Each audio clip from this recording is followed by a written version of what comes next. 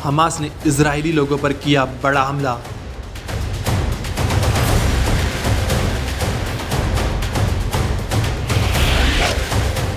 Joe Biden ने बोला Hamas को इसकी कीमत चुकानी होगी।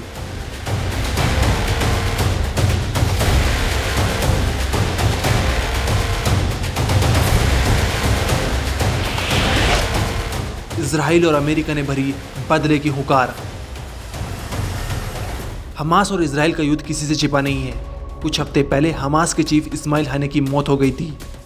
ईरान की राजधानी तेहरान में हमास के चीफ को गोली मारकर मार गिराया था।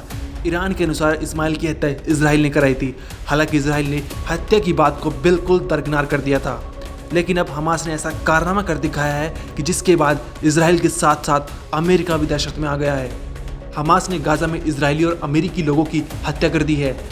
अमेरिकी और इजरायली लोगों को हमास ने बंधक बना रखा था, जिसमें से 6 लोगों को हमास ने मौत के घाट उतार दिया। इजरायली सेना ने इन सभी की डेड बॉडी को बरामद किया। अमेरिकी नागरिक हिर्श गोल्डबर्ग पोलिन के माता पिता ने 1 सितंबर की सुबह पुष्टि की है कि गाजा पट्टी में बंधक बनाने वाले लोगों ने उनके बेटे की हत्या कर दी। आपको बता दें, हमास ने पिछले साल दक्षिण इजराइल में एक संगीत महोत्सव पर हमला कर गोल्डबर्ग पोलिन समेत कुछ अन्य लोगों को बंधक बना लिया था। कैलिफोर्निया के रहने वाले गोल्डबर्ग पोलिन ने ग्रेनेड हमले में अपना लेफ्ट हैंड गंवा दिया था। अप्रैल में हमास ने एक वीडियो जारी किया था जिसमें उसका लेफ्ट हैंड गायब दिख रहा था और वो स्पष्ट रूप से काफी दर्द में बोलता नजर आ रहा था। अमेरिकी नागरिक गोल्डबर्ग पोलिन की मौत के बाद अमेरिकी राष्ट्रपति जो बाइडेन ने व्हाइट हाउस से एक बयान जारी किया है। उसमें उन्होंने कहा कि यह घटना दुखद और निंदनीय है। साथ ही उन्होंने चेतावनी दी है कि हमास के नेताओं को इन अपराधों की कीमत चुकानी पड़ेगी। बाइडेन ने आगे कहा कि अब युद्ध विराम का समय आ गया है और इसके लिए वो 24 घंटे काम करेंगे। उधर इजरायली प्रधानमंत्री बेंजामिन नेतन्याहू ने भी हमास के खिलाफ कड़ा रुख अपनाते हुए कहा कि जो लोग बंधकों को मारते हैं वे गाजा युद्ध विराम के लिए कोई समझौता नहीं चाहते हैं। उन्होंने वादा किया कि वो हमास से हिसाब चुकता करेंगे।